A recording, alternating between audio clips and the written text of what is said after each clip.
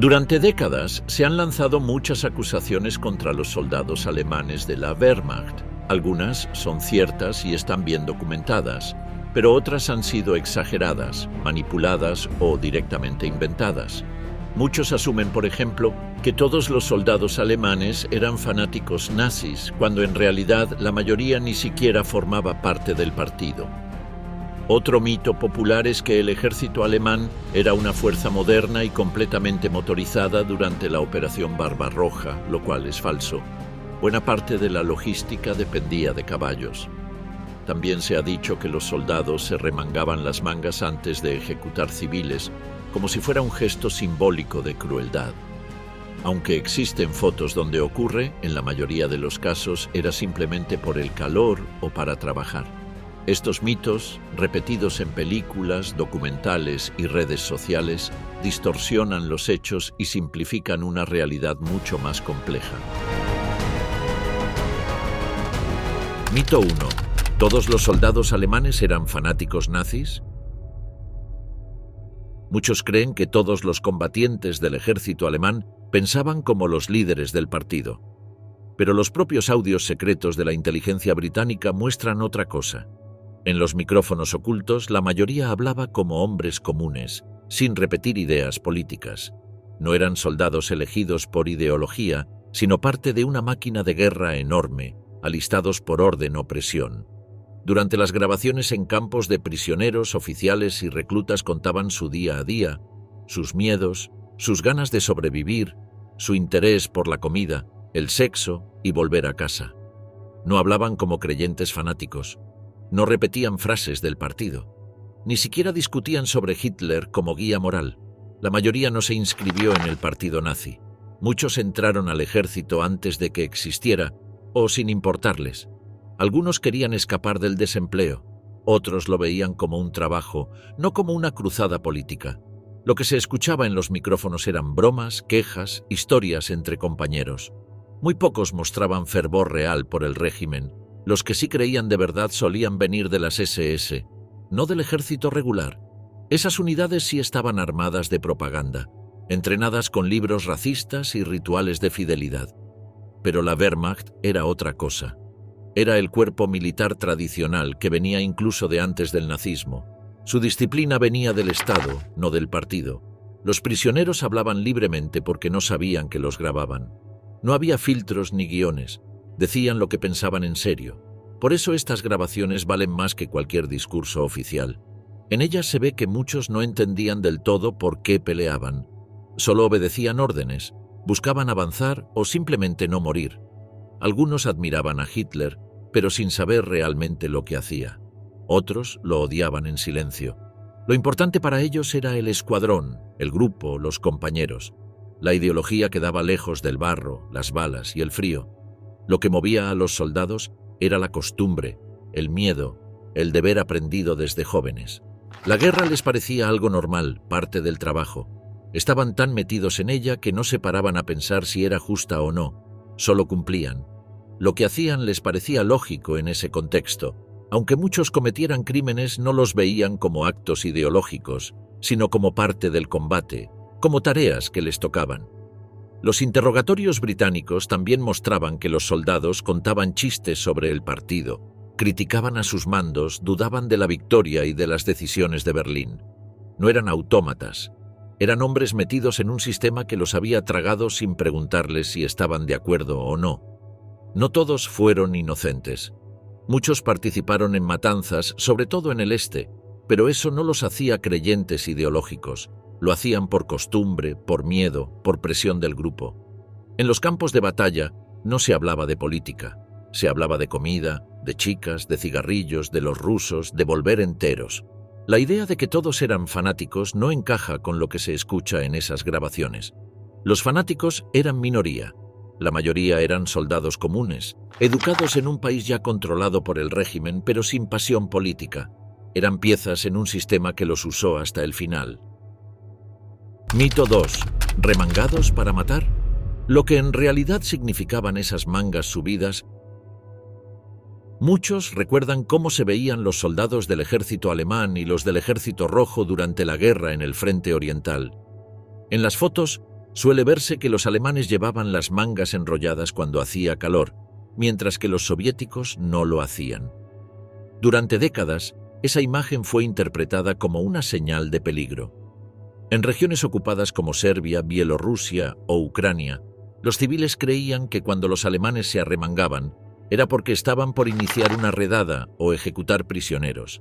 Esa idea fue repetida en testimonios, películas y reportes de guerra. Pero la explicación real es más simple y está en el tejido del uniforme. Los soldados alemanes usaban ropa hecha con lana mezclada con viscosa. Ese mismo material estaba presente en las prendas interiores. Era grueso, caliente, diseñado para resistir el frío europeo.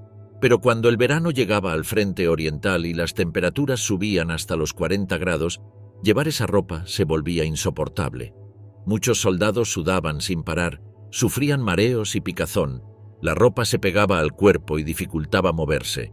Por eso, el mando militar aprobó una orden que permitía a los soldados subirse las mangas durante las jornadas de calor. También se establecieron reglas sobre cómo debían hacerlo, para que el aspecto general del uniforme se mantuviera. En cambio, los soldados soviéticos llevaban uniformes hechos con tela de algodón. Era más liviana, respiraba mejor y no generaba tanto calor corporal. Eso hacía innecesario remangarse en el mismo contexto. Por eso, en las imágenes de combate es muy raro ver a los combatientes del Ejército Rojo con las mangas subidas. La diferencia no era ideológica ni táctica, era técnica y práctica. El calor se sentía distinto con uno u otro uniforme. Por eso los alemanes necesitaban enrollar las mangas y los soviéticos no. Aún así, esa diferencia generó una lectura errónea durante años. En algunas regiones bajo ocupación, los civiles afirmaban haber visto cómo, justo antes de que empezaran los fusilamientos, los soldados alemanes se quitaban la chaqueta, se arremangaban y formaban fila. Esa secuencia se quedó grabada como una imagen de miedo. La gente empezó a asociar el acto de arremangarse con el inicio de la violencia. Aunque no existía ninguna regla militar que indicara que ese gesto estaba ligado a las matanzas, la repetición de escenas similares terminó fijando el mito. En la memoria colectiva, ver a un soldado con las mangas subidas era suficiente para pensar que algo grave iba a pasar, pero la mayoría de las veces, remangarse no tenía nada que ver con las ejecuciones. Los soldados lo hacían para poder trabajar mejor, cavar trincheras, montar guardia o soportar el sol. A veces lo hacían para limpiar armas, revisar mapas o escribir reportes. Era un gesto práctico, como abrir una ventana o quitarse una bufanda. Lo que pasa es que en una guerra todo puede adquirir un sentido más oscuro. La costumbre y el miedo hacen que gestos normales se transformen en símbolos. Así ocurrió con las mangas. Un simple arreglo del uniforme se convirtió en un aviso de muerte. La decisión del alto mando de permitir que los soldados se remangaran está documentada en órdenes internas y reglamentos técnicos. Incluso se difundieron instrucciones visuales sobre cómo doblar la tela correctamente para que todos mantuvieran una imagen ordenada. El ejército alemán cuidaba mucho la apariencia, pero en medio del calor, el barro y la lucha, la comodidad ganó terreno. Los soldados preferían aligerar la ropa para moverse mejor, y aunque esa acción no tenía ninguna intención violenta, fue interpretada por muchos como una amenaza directa. Las fotografías de época refuerzan esa diferencia. En las imágenes del frente oriental, es común ver a los alemanes con las mangas dobladas hasta los codos, mientras los soviéticos las llevan completas. La explicación, de nuevo, está en la tela. El algodón transpira mejor, la lana sofoca. Esa fue la razón técnica. Pero lo que quedó en la mente de los civiles fue otra cosa. Para ellos, el gesto se volvió una señal de alarma. Y así nació un mito que aún hoy se repite, sin saber que todo comenzó por el maldito calor. Mito 3. Hasta el último aliento, lo que hicieron antes de rendirse. Mientras el frente oriental se desmoronaba y los soldados del Reich corrían hacia el oeste, los civiles quedaron atrapados en medio del desastre. Muchos escapaban por miedo a los soviéticos.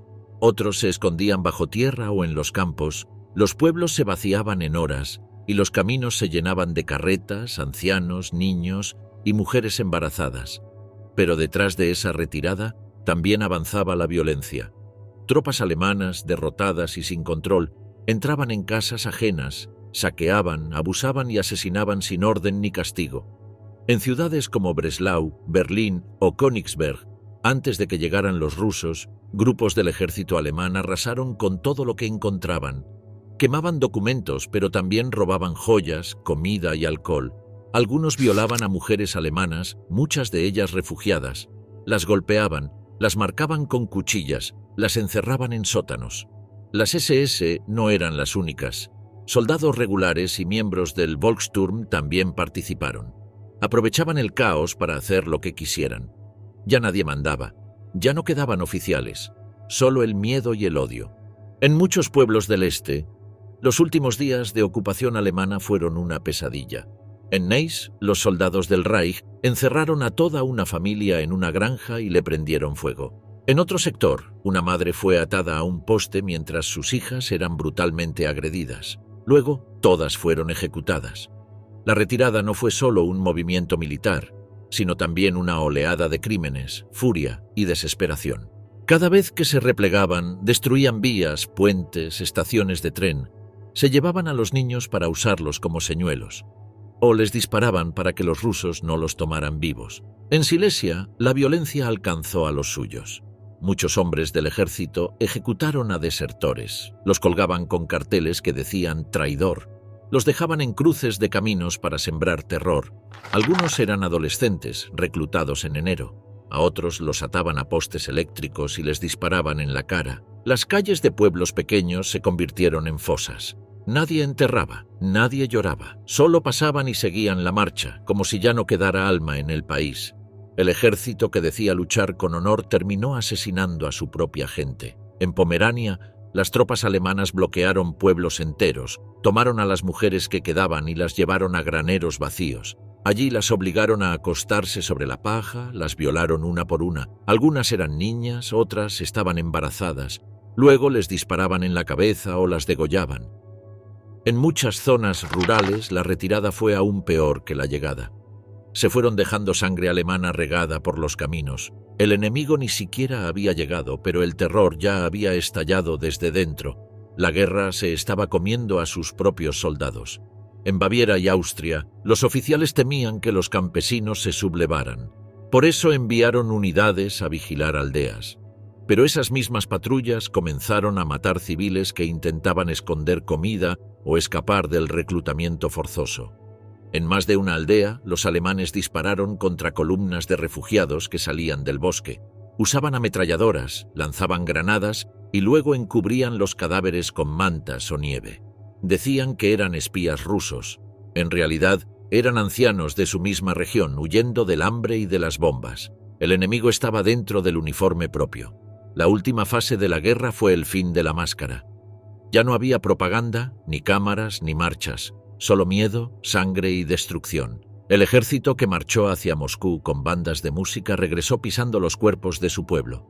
Los soldados que juraron obediencia a Hitler se convirtieron en animales sueltos, se mataban entre ellos por un abrigo, se robaban las botas, dejaban morir de frío a los compañeros heridos. Si alguien caía lo usaban como escudo o lo remataban. En ese infierno el honor militar ya se había perdido hacía rato. Mito 4. ¿Solo carne de cañón? La táctica real del Ejército Rojo.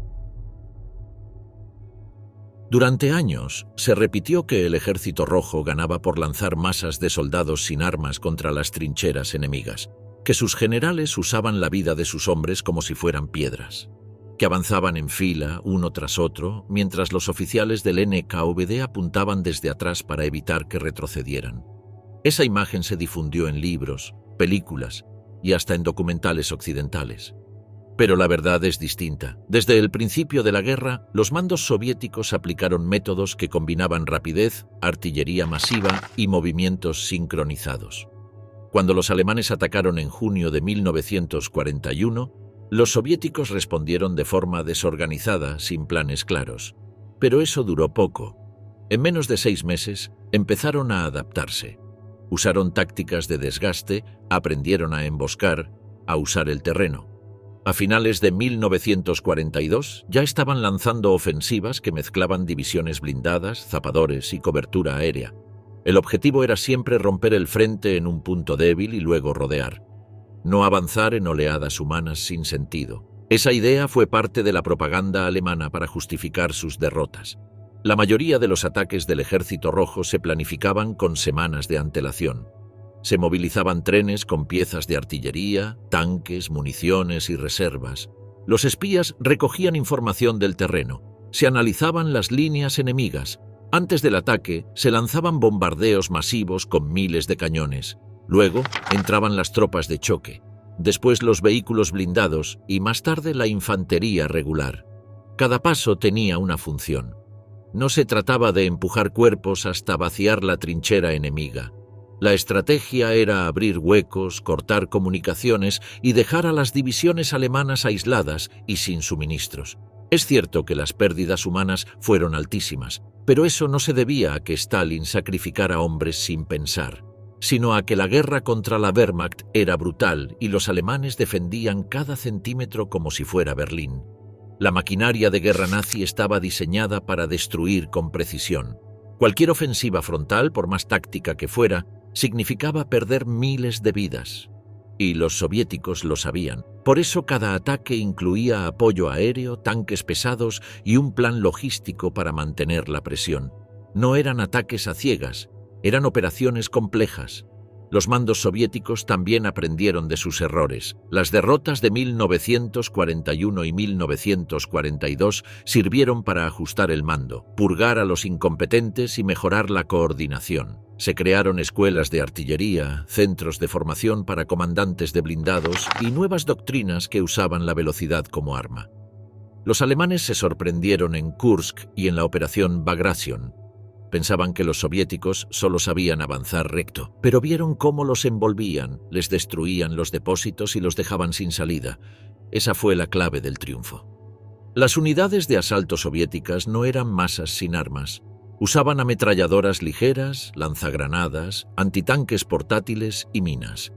En algunos casos incluso llevaban lanzallamas. Avanzaban bajo cobertura de humo o después de bombardeos en cadena. Algunos cruzaban ríos helados con chalecos salvavidas hechos de piel de animales. Otros perforaban las líneas con tractores blindados o esquís. Cada operación combinaba ingenio, fuerza y preparación. El Ejército Rojo no ganó por empujar cuerpos al frente. Ganó por adaptarse, resistir y usar todo lo que tenía para romper al enemigo. El mito de las oleadas humanas fue útil para muchos. Para los nazis, justificaba su caída. Para los aliados, explicaba el avance soviético sin reconocer su esfuerzo real. Y para los que temían al comunismo, era una forma de mostrar al Ejército Rojo como una máquina desalmada. Pero los documentos internos, los mapas y las memorias de comandantes soviéticos demuestran otra cosa, que detrás de cada avance hubo estrategia, números y precisión, y que la victoria costó caro, pero no fue ciega. Fue aprendida, corregida y ejecutada con todo lo que se tenía a mano. Mito 5. ¿Una élite invencible? La verdad tras el uniforme negro. Durante la guerra, la propaganda del Tercer Reich presentó a la Waffen-SS como la fuerza más dura, más valiente y más fiel de toda Alemania. Las películas, los carteles y los discursos los mostraban como guerreros perfectos, con uniforme negro, juramento de lealtad directa a Hitler y sin miedo a nada. Pero en la práctica, solo unas pocas unidades de la Waffen-SS tenían ese nivel de preparación. Muchas otras eran improvisadas, sin buen entrenamiento, formadas por voluntarios extranjeros que ni hablaban alemán. Al principio, la SS era un cuerpo pequeño, sin experiencia militar. Su trabajo era proteger a los líderes nazis y hacer tareas políticas. Cuando empezó la guerra, Himmler quiso convertirla en un ejército paralelo. Para eso, creó la Waffen-SS. Usó su influencia para conseguir armas, uniformes y soldados. A los que se unían les prometían mejor trato, respeto y un puesto especial en la nueva Alemania. Pero muchos de los primeros miembros eran reclutas sin formación, sin disciplina y con pocas ganas de combatir. En batallas como Francia, los Países Bajos o la URSS, algunas divisiones de la Waffen-SS mostraron resistencia extrema y fanatismo en combate, pero también dejaron un historial lleno de crímenes, asesinatos de civiles y ejecuciones sin juicio. La división Totenkopf, por ejemplo, venía directamente de los campos de concentración. Su entrenamiento era brutal, su manera de actuar también. La Das Reich y la Leibstandarte eran las más conocidas. Tenían vehículos pesados, armamento moderno y soldados con experiencia. Pero incluso estas cometieron matanzas en pueblos enteros como Oradour-sur-Glane, donde quemaron vivas a mujeres y niños. Con el paso de los años, la Waffen-SS fue creciendo sin control. Himmler necesitaba más hombres, así que aceptó voluntarios de todos los países ocupados: croatas, belgas, franceses, noruegos, rumanos y hasta bosnios. A muchos se les prometía buen sueldo, comida y uniforme. Algunos peleaban por ideología, otros por necesidad. Pero los resultados eran mixtos. Estas unidades extranjeras hablaban distintos idiomas, tenían costumbres distintas y no siempre obedecían. Algunas se rindieron en masa, otras desertaron y muchas ni siquiera fueron al frente. El mito de que todos los miembros de la Waffen-SS eran soldados de élite no coincide con los registros reales. En los últimos años del conflicto, las divisiones nuevas se formaban tan rápido que apenas recibían instrucción. Se entregaban armas sin probar, sin saber usar granadas, sin conocer órdenes básicas. En Hungría y Austria se vieron unidades completas retrocediendo sin disparar. En el frente oriental, muchos eran enviados como carne de cañón para frenar al ejército rojo. Morían sin entender por qué los habían mandado allí. Los mandos de la Wehrmacht veían con desconfianza a la Waffen-SS. Decían que su disciplina era forzada, su entrenamiento pobre y su comportamiento criminal.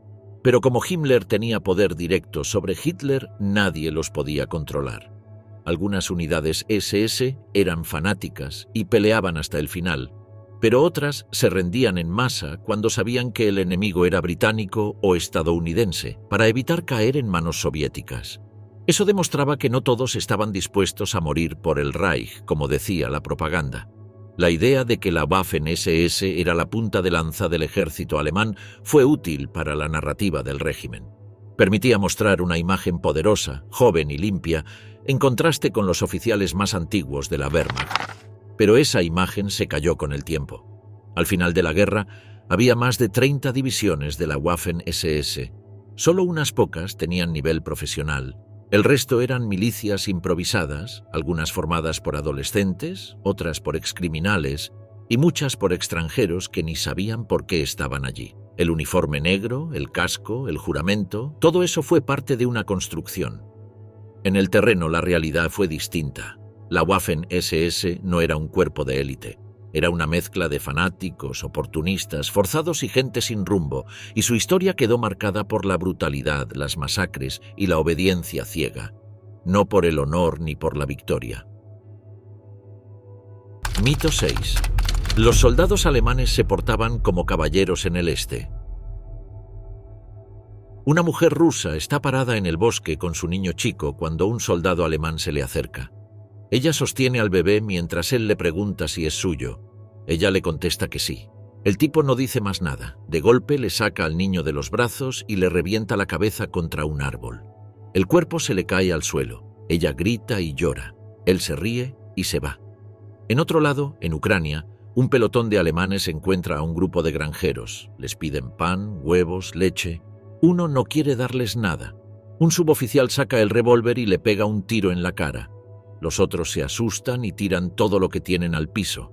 Los alemanes se lo llevan y le prenden fuego a la cabaña. Más al norte, en Bielorrusia, una mujer de unos 30 años es arrastrada de su casa por 2 soldados con insignias negras.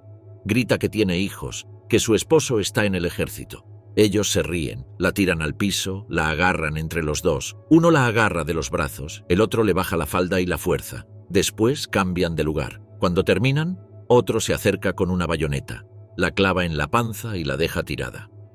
Un coronel alemán anotó en su diario que sus hombres estaban acostumbrados a deshacerse de las mujeres después de usarlas. Escribió que eso les subía la moral, que los mantenía activos. En los pueblos ocupados pasaban revisando casa por casa. Las mujeres jóvenes eran marcadas, las llevaban a un establo o a un galpón. A veces las usaban entre varios, las soltaban si tenían suerte. Si lloraban o se resistían, las apuñalaban. Un sacerdote de Lviv dijo que en su parroquia entraron soldados con metralletas, saquearon todo, se llevaron vino, pan, ropa, relojes. Después violaron a las monjas. Una tenía más de 70 años. Le rompieron las costillas y murió a los 3 días. A otra le arrancaron el hábito y la pasearon desnuda por la calle. Un grupo de soldados de la Wehrmacht escribió en sus cartas que les divertía ver cómo las mujeres ucranianas se escondían cada vez que aparecían los camiones. Un soldado dijo que si encontraban una bonita, la subían y la devolvían más tarde si quedaba algo. Otro contaba que un día se turnaron con 3, como en el burdel, pero sin pagar. En los trenes que iban al frente, los soldados jugaban a ver quién contaba más violaciones. Algunos hablaban de coleccionar rusas. Uno decía que su récord eran 8 en una noche. Otro escribió que había dejado una atada a una cama y le había prendido fuego a la cabaña. Decía que gritaba como loca. En Lituania, una chica fue empalada con una estaca por un grupo de soldados borrachos. Dijeron que era una espía. La ataron a un poste y le metieron el palo por abajo. Murió desangrada. Nadie hizo preguntas. En Polonia, las tropas usaban a los civiles para practicar tiro. Ponían a hombres de pie y les disparaban en las piernas. Si caían de rodillas, los mataban de un balazo en la cabeza. A veces hacían que se pararan mujeres embarazadas. Les apostaban a si la bala salía por la espalda o se quedaba dentro. En una aldea cerca de Minsk entraron a la escuela y sacaron a los chicos. Les preguntaron si sabían rezar. Si alguno decía que sí, lo colgaban. Uno pidió ver a su mamá. Le tiraron una granada en el regazo. Los oficiales sabían lo que hacían sus hombres. Algunos lo alentaban, decían que era bueno para endurecerlos, que así se acostumbraban al terror, que eso los hacía mejores en la batalla. Otros tomaban fotos, las mandaban a casa. En algunas se ve a mujeres desnudas en el barro, rodeadas de soldados riendo. En otras niños muertos con carteles en el pecho. Uno decía rojo chiquito. En los campos de concentración, los guardias que venían del frente oriental eran los más crueles. Sabían torturar, sabían humillar. Habían visto tanto que ya no sentían nada. Un prisionero dijo que esos eran los que golpeaban sin parar, que cuando uno caía le seguían pegando hasta que no se movía. Todo esto pasó antes de que los soviéticos contraatacaran, antes de Stalingrado, cuando los alemanes estaban avanzando, cuando se sentían invencibles, cuando pensaban que nadie los iba a frenar. Estas escenas se repetían todos los días, en todas partes, siempre con la misma frialdad, siempre con la misma risa. Mito 7. Los soviéticos trataron bien a los prisioneros durante la primavera de 1950. Los soviéticos entregan a más de 90.000 prisioneros alemanes que siguen vivos. Algunos están tan débiles que apenas logran moverse. A esos hombres los llevan a través de puntos fronterizos en Sajonia o Brandeburgo. Muchos cargan parásitos en la piel, tienen llagas abiertas o infecciones que huelen a podredumbre. Varios han perdido los dientes, les faltan dedos o tienen los huesos deformados por golpes mal curados. No llevan zapatos ni ropa en condiciones. Casi todos han olvidado cómo escribir, cómo usar cubiertos o cómo saludar. La llegada de esos hombres no despierta fiesta alguna. A sus familias les llega una carta que indica el día y la hora del cruce, pero las autoridades prohíben recibirlos con banderas o música. En algunas ciudades ni siquiera dejan a los familiares acercarse a la estación. A los que regresan los llevan primero a centros médicos o estaciones militares donde los desinfectan, los rasuran y les dan un uniforme gris sin insignias. Algunos reciben papeles nuevos. Varios pierden su nombre real, pues en los archivos aparecen con errores o con números falsos. Una vez en sus pueblos, la mayoría se encuentra con que sus casas ya no están. Las viviendas fueron bombardeadas o confiscadas. Muchos familiares están muertos o se han mudado. Los vecinos los miran con recelo. Algunos les dan la espalda por haber llevado el uniforme de Hitler. En otros lugares, los acusan de ser espías del Este. A varios los obligan a registrarse en la policía o en la oficina local del partido. Algunos terminan viviendo en establos o en sótanos. Varios se quitan la vida poco después de regresar. En las fábricas y talleres no los quieren contratar. Les piden papeles que no tienen, les exigen pruebas de que estuvieron presos. A otros les dicen que ya es tarde, que las plazas están ocupadas. Muchos trabajan como jornaleros o en tareas de limpieza por comida. Los que logran un empleo fijo lo hacen sin contrato. Las autoridades se niegan a otorgar pensiones. Dicen que haber sido soldado en el este no cuenta como servicio laboral. A otros les retiran el seguro por haber estado fuera tantos años. El Estado tampoco les ofrece ayuda psicológica. Los que tienen pesadillas, gritan por las noches o se orinan encima, terminan internados en centros psiquiátricos. Algunos reciben choques eléctricos, otros son tratados como locos peligrosos. En ciertos casos, los mismos doctores avisan a la policía. Hay casos donde exprisioneros terminan encerrados por comportamiento antisocial. Nadie les pregunta qué les pasó en los campos. A nadie le interesa saber cuánto tiempo estuvieron encadenados, ni cuántos murieron frente a ellos. En los medios de comunicación, su historia queda fuera. Los periódicos hablan de la reconstrucción, del milagro económico, de la nueva Alemania. Hablar del pasado se convierte en tabú. Los pocos libros que mencionan a los prisioneros solo lo hacen de paso. En las escuelas, los hijos de esos hombres escuchan que Alemania perdió por culpa de los soldados fanáticos. Muchos cambian el apellido o inventan una historia para ocultar de dónde vienen. A mediados de los años 50, varios de esos exprisioneros forman grupos de ayuda. Se juntan en parroquias, en casas o en bares. Algunos imprimen boletines con testimonios, otros redactan listas de desaparecidos. Intentan que el gobierno los reconozca, presentan peticiones, organizan marchas, envían cartas al Parlamento, pero la mayoría de los políticos guarda silencio. Temen que hablar de los presos de guerra arruine la imagen que quieren mostrar ante el mundo. Recién en 1955, con el viaje de Adenauer a Moscú, el asunto se vuelve público. Alemania negocia la liberación de los últimos cautivos. A su vuelta, Adenauer recibe aplausos, pero para los que regresan después todo sigue igual. No hay compensación, ni disculpa oficial, ni ceremonia. Solo reciben un boleto de tren y una ración fría. Los años pasan. Muchos de ellos envejecen sin familia, sin hogar, sin nombre. Algunos mueren en refugios. Otros terminan en hospitales sin documentos. Varios nunca logran hablar de lo que vivieron. En ciertos barrios aún los llaman los rusos por el lugar donde los tuvieron. En sus lápidas casi nunca figura el motivo de su ausencia, solo una fecha de regreso escrita con tinta barata. Mito Otto. La disciplina alemana era perfecta. Uno de los cuentos más repetidos sobre las tropas alemanas durante la guerra es que eran un ejemplo de orden, control y obediencia total. Pero las grabaciones secretas de los soldados capturados muestran algo completamente diferente. Varios hablaban con soltura de cómo ignoraban órdenes o hacían lo que les daba la gana cuando los jefes no estaban cerca. La figura del oficial seguía teniendo peso, pero eso no impedía que muchos actuaran por su cuenta si veían que podían salirse con la suya sin consecuencias. Había soldados que se robaban cosas, otros se escaqueaban de tareas y algunos incluso aprovechaban el caos para abusar de su posición. La imagen de una tropa perfecta, firme y sin fallos no cuadra con los relatos reales de quienes estuvieron allí. En muchos grupos se respetaba la jerarquía solo si el mando demostraba autoridad, y cuando no era así, el respeto se desmoronaba rápido. También se hablaba sin tapujos de los castigos internos. Las palizas entre compañeros por asuntos de disciplina eran frecuentes, igual que los correctivos físicos por parte de mandos que querían imponer respeto a la fuerza. La presión entre soldados era enorme, y más de uno relató cómo un grupo podía aislar o castigar a quien no cumpliera con lo que esperaban de él. La violencia no venía solo del enemigo, también de los suyos. Las borracheras, el descontrol y las desobediencias eran parte de la vida diaria en muchos batallones. Aunque el reglamento era duro y las penas por indisciplina podían ser extremas, la aplicación era irregular. Algunos oficiales hacían la vista gorda si necesitaban a esos hombres y otros castigaban con dureza para dar ejemplo, incluso cuando no era necesario. No había una sola forma de llevar el orden y eso se notaba en el caos que describían los propios soldados.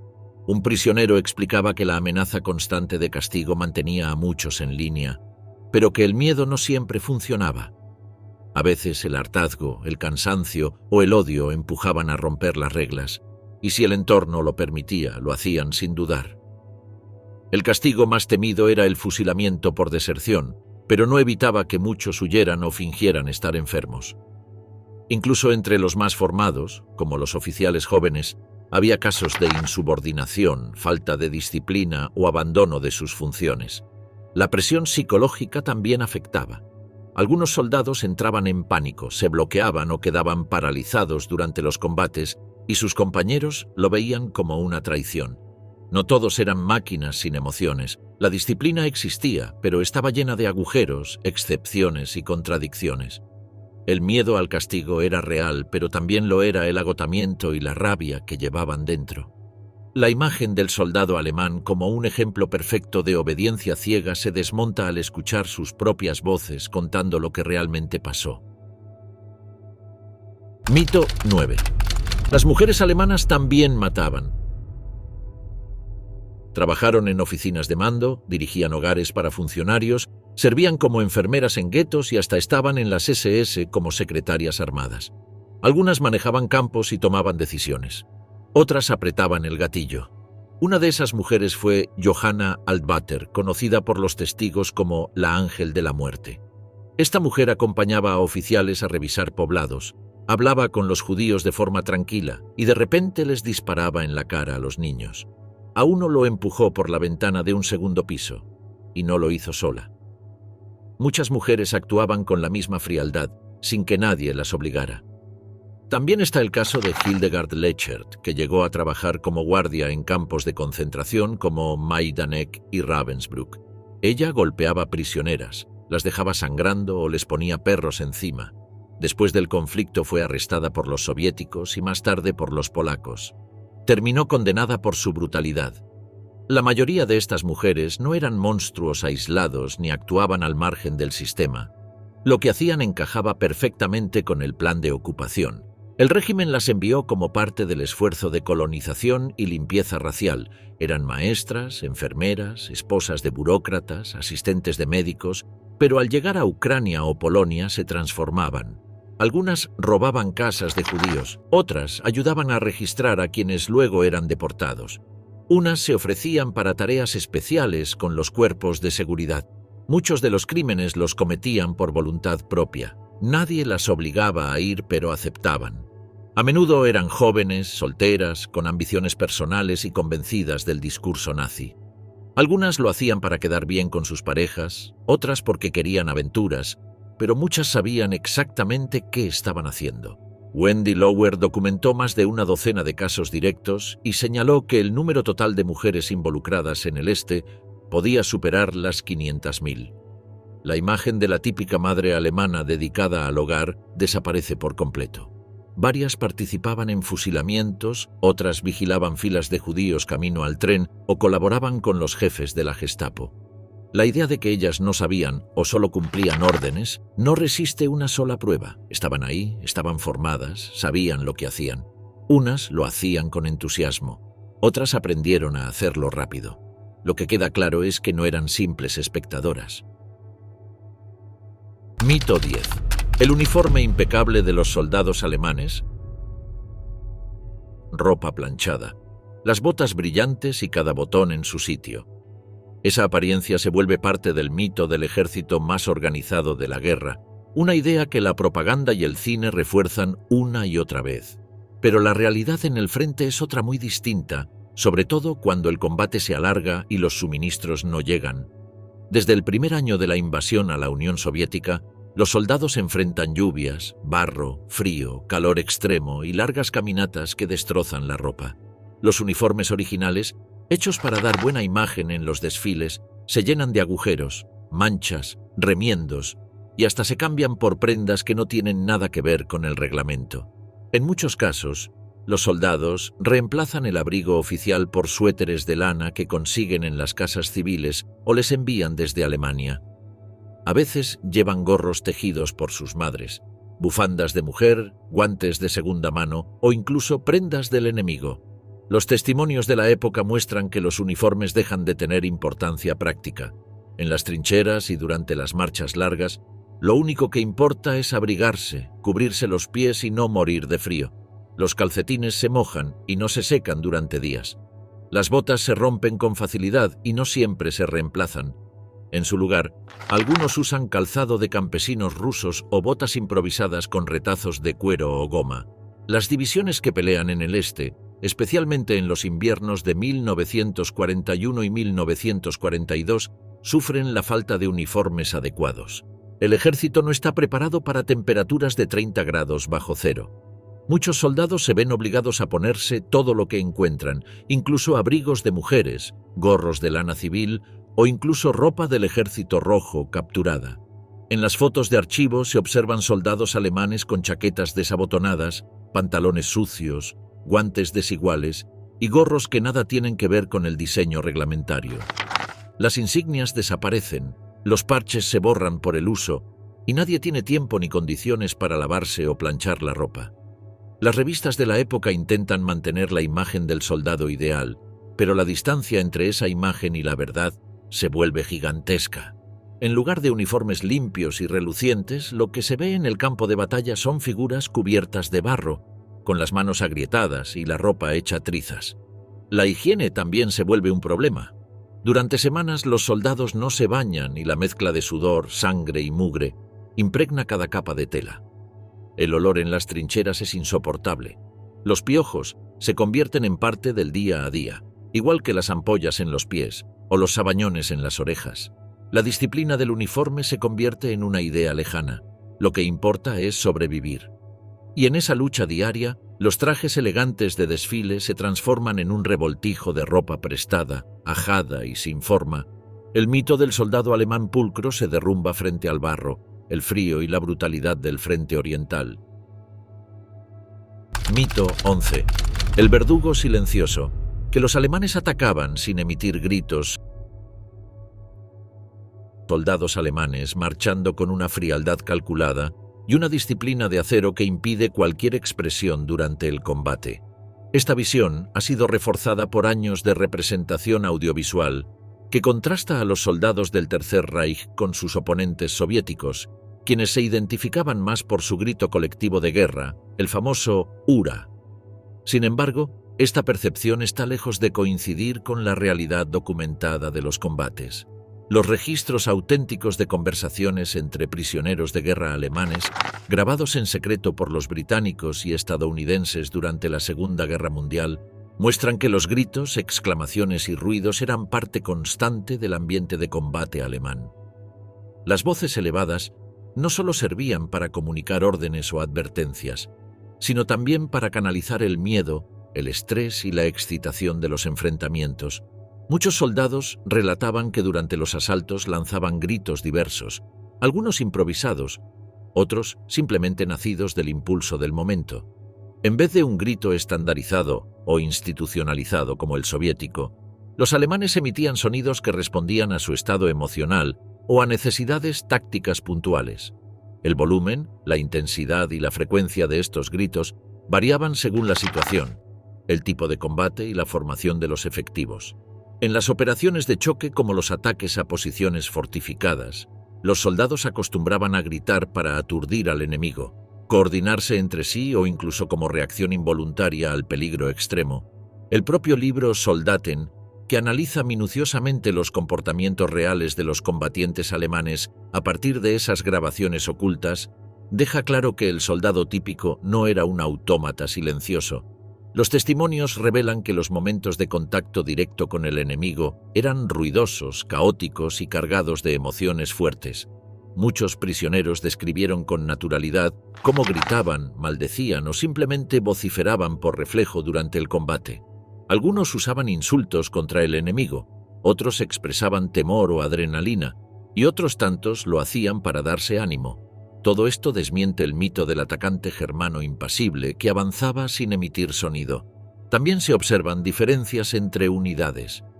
Mientras algunas secciones de élite mantenían mayor contención verbal como parte de su entrenamiento, otras, especialmente dentro de la infantería regular o de los batallones en el frente oriental, actuaban con menos restricciones. La interacción constante con el miedo y la presión del combate hacía que el control emocional se redujera. Incluso los oficiales entendían que el grito podía ser un mecanismo natural de descarga psicológica. Por lo tanto, la imagen de los soldados alemanes como verdugos silenciosos no solo es un producto de ficción, sino que contradice la evidencia empírica documentada por los propios aliados. La guerra, tal como la vivieron aquellos hombres, no se desarrollaba en silencio. Mito 12. El mito del equipamiento moderno. En películas y videojuegos, cada soldado alemán aparece blandiendo un subfusil MP-40 como si fuera el arma reglamentaria por excelencia. Esta percepción, sin embargo, distorsiona gravemente la realidad logística del ejército del Tercer Reich. En verdad, el equipamiento de las tropas alemanas en el frente dista mucho de ese imaginario popular, sobre todo en las unidades de infantería estándar. El subfusil MP-40, también conocido como Maschinenpistole 40, sí formaba parte del arsenal alemán, pero su presencia estaba muy lejos de ser mayoritaria. Diseñado como arma automática de corto alcance, su producción total no superó los 1.100.000 unidades durante toda la guerra.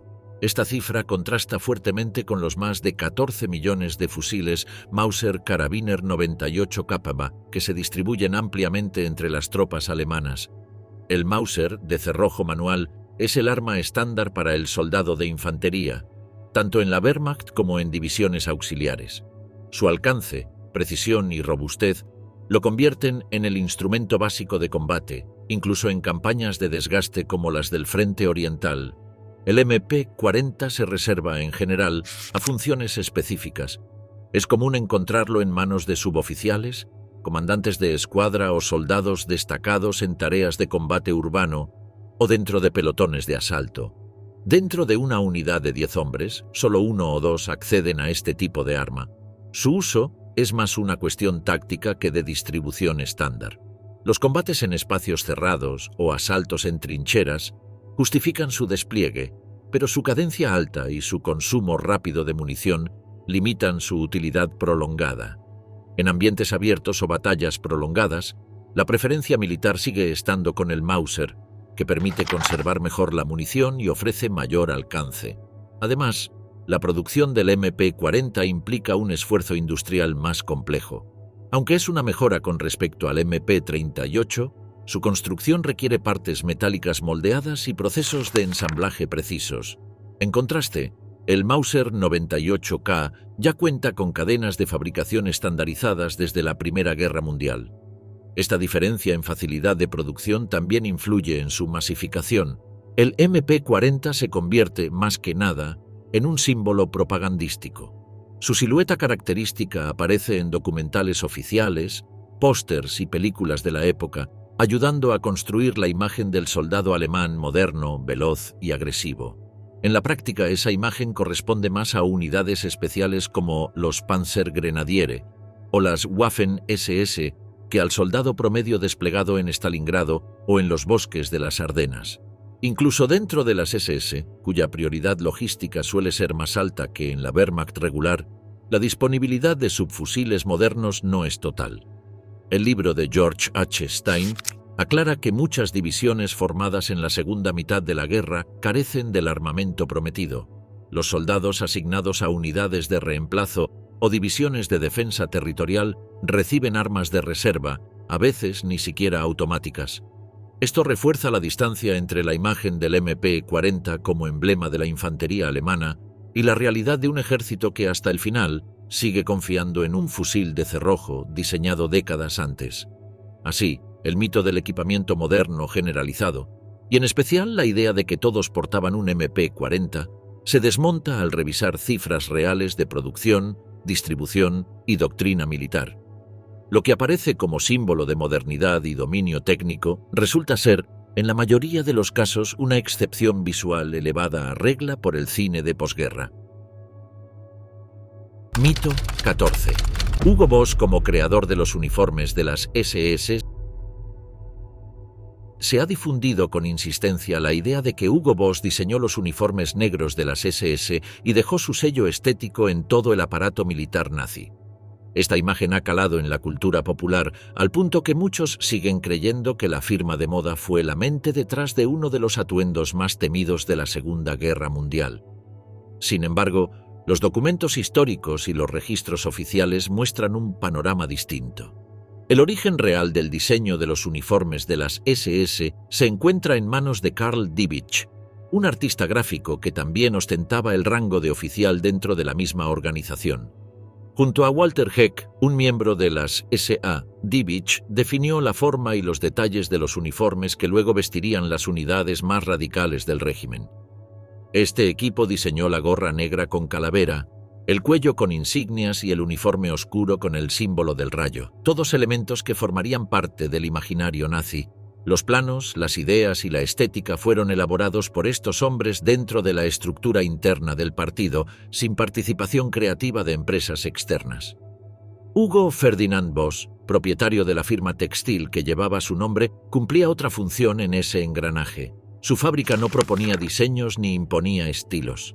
Lo que hacía era ejecutar pedidos. Desde los primeros años del Tercer Reich recibió contratos para confeccionar prendas militares para distintas ramas, incluyendo las SA, las SS y la Juventud Hitleriana. Su rol era estrictamente el de proveedor, como otros talleres de la época que también asumieron tareas similares por encargo del régimen. Los archivos económicos y los reportes posteriores a la guerra indican que la empresa de Boss creció gracias a estos encargos y que incluso utilizó mano de obra forzada durante los últimos años del conflicto. Esta implicación directa en la producción textil del aparato nazi llevó a la firma a enfrentar consecuencias legales en la posguerra. Sin embargo, nunca se le atribuyó responsabilidad creativa sobre la apariencia de los uniformes. Esa confusión surge de la coincidencia entre su nombre y la notoriedad que alcanzaron las prendas utilizadas por las SS. Varios historiadores han aclarado que la estética militar nazi fue concebida desde dentro, como una herramienta de propaganda visual que apelaba al orden, la fuerza y la intimidación. Dibich, que también diseñó logotipos y emblemas para las SS, trabajó directamente con Himmler para definir los elementos simbólicos del cuerpo. Las decisiones sobre telas, colores y cortes respondían a objetivos ideológicos, no comerciales. Por tanto, el mito de Hugo Boss como diseñador oficial de los uniformes de las SS carece de base histórica. Su empresa sí participó en la producción masiva de ropa militar, pero las ideas, el estilo y la simbología fueron producto de oficiales del propio partido. La persistencia del mito parece surgir más de la sonoridad del nombre y de la fama posterior de la marca que de los hechos documentados. Mito 15. El ejército alemán estaba completamente motorizado durante la Operación Barbarroja. De los 3 millones de soldados que arrancan la Operación Barbarroja en junio de 1941, menos de 500.000 pertenecen a divisiones con transporte mecánico. Las divisiones de infantería caminan largas distancias, cargando sus cosas o con ayuda de mulas. La artillería se arrastra con ayuda de animales, igual que los víveres y el equipo pesado.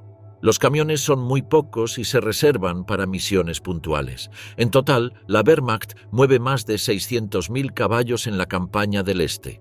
La proporción de animales por soldado llega a ser más alta que en la Primera Guerra Mundial. Incluso en unidades de élite como la Primera División Panzer, una parte del abastecimiento depende de medios tradicionales. Esto causa retrasos y problemas constantes para llevar combustible, armas o comida al frente. Muchos combates se pierden por no tener cómo mover la munición. Hay casos donde los soldados disparan solo unas pocas veces al día porque los animales no logran subir las cajas hasta sus posiciones.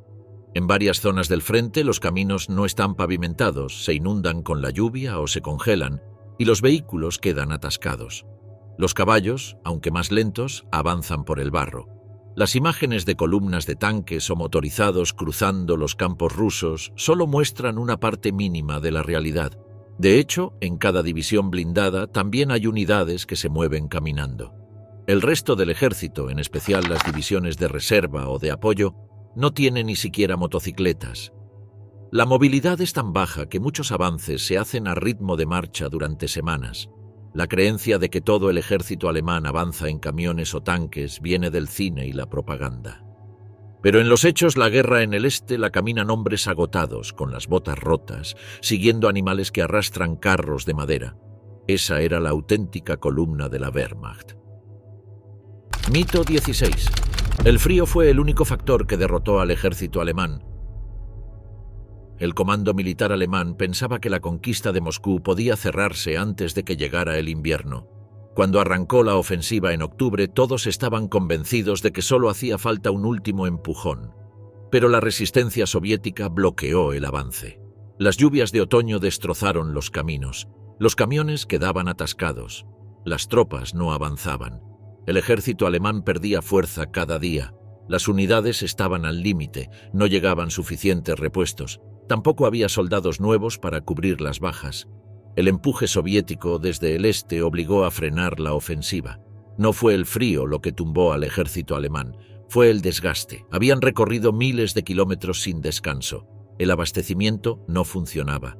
Los trenes no podían seguir el ritmo. Los caballos se morían de cansancio. Las armas se quedaban sin munición. Las divisiones estaban partidas, faltaban oficiales, faltaban médicos, no había comida caliente, no había uniformes de repuesto, la ropa estaba podrida, las botas rotas, las bajas crecían cada semana. En octubre ya no se podían contar, cada columna quedaba más delgada. El alto mando intentó reorganizar las líneas. Pero era tarde, el enemigo los rodeaba. El terreno era un pantano. La artillería no podía avanzar, la aviación no lograba despegar por la niebla. Cuando bajó la temperatura ya estaban atrapados. El frío solo remató lo que ya estaba roto. Los soviéticos aprovecharon el caos. Atacaron los flancos, cortaron los caminos, recuperaron pueblos, lanzaron divisiones frescas, reorganizaron sus tanques, empujaron con todo. La retirada alemana fue desordenada. Muchos soldados quedaron atrás. Algunos murieron congelados, otros fueron capturados. Pero lo que destrozó al ejército fue la falta de organización. Habían subestimado al enemigo, creían que los soviéticos iban a rendirse, pero no fue así. Moscú resistió. Stalin movilizó a toda la población. Las fábricas siguieron produciendo. Los trenes llegaban llenos de refuerzos. La moral era alta. Decir que fue solo el frío es esconder la verdad. El desastre venía de antes. Los errores fueron alemanes. El invierno llegó cuando ya habían perdido la ventaja. Los mandos se equivocaron. No calcularon bien las distancias, no tenían un plan claro si fallaba el ataque, y falló. El colapso vino por dentro, el clima fue solo la última bofetada. Mito 17. Las divisiones SS estaban compuestas solo por arios puros. En los primeros años, las Waffen-SS sí buscaban soldados con ascendencia germánica, sobre todo para formar su núcleo de élite. Al principio, rechazaban a cualquiera que no viniera directamente del Reich y el proceso de ingreso incluía controles médicos, historial familiar, medidas del cráneo y otras tonterías raciales impuestas por Himmler. Pero eso duró muy poco. Cuando la guerra comenzó a extenderse y los frentes empezaron a tragar miles de hombres al mes, esas reglas se fueron al piso. Las SS ya no podían permitirse rechazar a nadie por raza.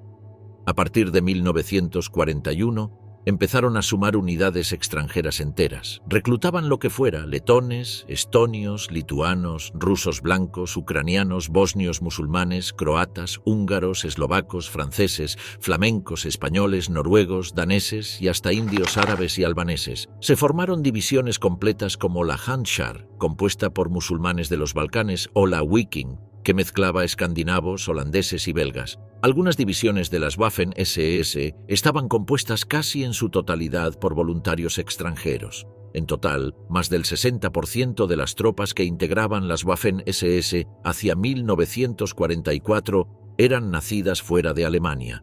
A muchos los reclutaban a la fuerza. Otros se ofrecían para evitar ser enviados a campos de trabajo, para proteger sus pueblos del avance soviético o simplemente por hambre. También hubo criminales comunes, oportunistas, colaboracionistas de todos los niveles. La idea de que todos eran fanáticos nazis alemanes es completamente falsa. Ese mito de la pureza aria dentro de las SS se derrumba con solo ver los nombres de las divisiones y su origen.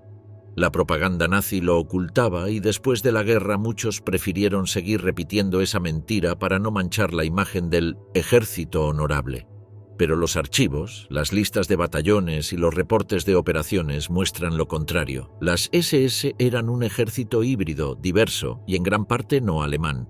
Nada más lejos de un escuadrón exclusivo de arios puros. Mito 18. Todos los soldados se movían en vehículos motorizados. Los alemanes manejan muy bien los ataques coordinados, combinando aviones y tanques para romper las defensas soviéticas desde adentro. Esa forma de pelear les da una gran ventaja en los primeros meses del conflicto. Lo complicado llega cuando esa táctica rápida necesita que la infantería llegue a tiempo para cerrar el cerco. Ahí es donde todo se les complica. Aunque avanzan con fuerza, la mayoría de soldados se mueve a pie o a lomo de caballo, y eso los frena. Durante la contraofensiva llamada Operación Bagration, en el año 1944, los soviéticos usan miles de camiones que reciben de los Estados Unidos gracias al acuerdo de préstamo y arriendo. Con esos vehículos aprovechan sus avances al máximo. En cambio, los alemanes cuentan con muy pocos camiones propios, muchos de mala calidad o sin repuestos, y como alternativa se apoyan en carros tirados por animales. Eso provoca que, al inicio del conflicto, varias unidades rusas logren escaparse porque los alemanes no cierran rápido las trampas entre los tanques veloces y los soldados que vienen atrás caminando. Ese desfase también afecta la forma en que los alemanes llevan sus municiones, combustible o comida hasta el frente. Las líneas de tren que cruzan los territorios soviéticos cubren solo unas pocas zonas. Además, los caminos que conectan de lado a lado son pobres o directamente intransitables. Para solucionar eso, se organizan columnas con caballos, que se convierten en la manera más confiable de mover cosas. Muchos alemanes celebran cuando logran capturar camiones enemigos porque sus propios vehículos se quedan cortos frente a lo que necesitan. Por eso, la dependencia del transporte a caballo no es solo un detalle secundario. Es una muestra de que el ejército alemán no está tan avanzado como parece. Frente a los británicos, los norteamericanos o incluso los soviéticos de la última etapa, el sistema de movilidad alemán se ve viejo y atascado. Esa debilidad explica por qué pierden el ritmo cuando necesitan sostener la ofensiva a lo largo del tiempo, y con la escasez de combustible, la falta de capacidad industrial y los bloqueos de suministros, los altos mandos tampoco tienen muchas opciones. Depender de caballos para ellos no es una elección, sino la única salida posible. Mito 19. Los soldados alemanes desconocían el Holocausto. En los interrogatorios secretos hechos por los británicos y estadounidenses a soldados alemanes capturados, se escuchan confesiones directas. Algunos relatan fusilamientos colectivos, otros describen cómo los civiles eran arreados, ejecutados o encerrados para morir. Uno cuenta que en el bosque de Bialowieza fusilaron a 2000 personas. Otro menciona una zanja donde los prisioneros eran ametrallados uno por uno. Los testimonios hablan de soldados que miraban, comentaban o incluso ayudaban. Un oficial de la Wehrmacht cuenta que presenció ejecuciones hechas por las SS. Otro dice que vio un camión con niños judíos rumbo a su muerte. Uno más habla de soldados que robaban las pertenencias de las víctimas antes de enterrarlas. Muchos sabían lo que pasaba con los trenes. En las estaciones polacas, las tropas veían los vagones cerrados llenos de familias judías. Escuchaban los gritos, veían los cuerpos y comentaban entre ellos a qué campo los llevaban. Algunos hablaban de Treblinka, otros de Auschwitz. Nadie pensaba que volvían. Incluso en las cartas a casa aparecían detalles. Un soldado escribió que habían matado a miles de judíos. Otro contaba cómo una unidad disparó a mujeres con niños en brazos. También se mencionaban los disparos de gracia y los cuerpos apilados. Había asco, pero también resignación o apoyo. Algunos lo consideraban parte del deber. Los soldados sabían que se fusilaba por ser judío. Entendían que no era por crímenes, sino por origen. Veían a los hombres separados, a las mujeres humilladas y a los niños tirados como basura. Uno dijo que les ordenaron disparar a una fila de personas que caminaban hacia una fosa. Otro relató que lloró, pero apretó el gatillo igual. Las pruebas muestran que el frente y la retaguardia estaban conectados. Que los soldados no eran testigos aislados, eran parte del sistema. Muchos vieron, escucharon o participaron. El silencio posterior fue una decisión, no una ignorancia. Mito 20. Los francotiradores alemanes eran todos profesionales. A diferencia del Ejército Rojo, que ya durante la década de los 30 impulsa programas organizados y sistemáticos para formar francotiradores, los alemanes mantienen esta función de manera pasiva entre guerras y solo comienzan a tomarla en serio tras comprobar la efectividad de los tiradores soviéticos en el frente oriental. Durante las campañas iniciales en Polonia y el oeste, el avance rápido del ejército alemán deja poco margen para el uso de francotiradores. Es recién en los años posteriores, cuando el conflicto entra en una etapa más estática y defensiva, que el alto mando alemán decide potenciar esta capacidad. En 1943, el entrenamiento especializado para francotiradores comienza a institucionalizarse. Tiradores experimentados son retirados del frente para instruir a nuevos reclutas, seleccionados entre los mejores soldados de infantería. Las Waffen-SS también se interesan por esta especialidad, pero enfrentan obstáculos por la escasez de equipos adecuados. La filosofía alemana prioriza la precisión extrema, el camuflaje y la autonomía en el campo de batalla. Algunos tiradores, como Matthias Hetzenauer, logran cifras elevadas, con más de 300 bajas confirmadas, pero estos son excepciones. No todos los francotiradores del ejército alemán alcanzan ese nivel. El uso extensivo de francotiradores alemanes responde a necesidades tácticas concretas. En situaciones defensivas, donde los recursos son limitados y la movilidad reducida, su papel se vuelve crucial para frenar avances enemigos, hostigar líneas de mando o desorganizar unidades. Sin embargo, la selección y el entrenamiento de estos soldados se consolidan solo después de observar las tácticas soviéticas. Incluso entonces, las diferencias organizativas entre divisiones y la falta de una doctrina unificada provocan variaciones significativas en la calidad del adiestramiento. La realidad es que muchos francotiradores alemanes son soldados regulares reconvertidos y no necesariamente profesionales formados desde el inicio del conflicto. Aunque algunos de ellos muestran una eficacia notable, el conjunto del sistema no se basa en una formación sistemática desde antes de la guerra. Por tanto, el mito de que todos eran profesionales de élite responde más a una imagen amplificada por la propaganda o por relatos posteriores que a la estructura real del ejército alemán en ese momento.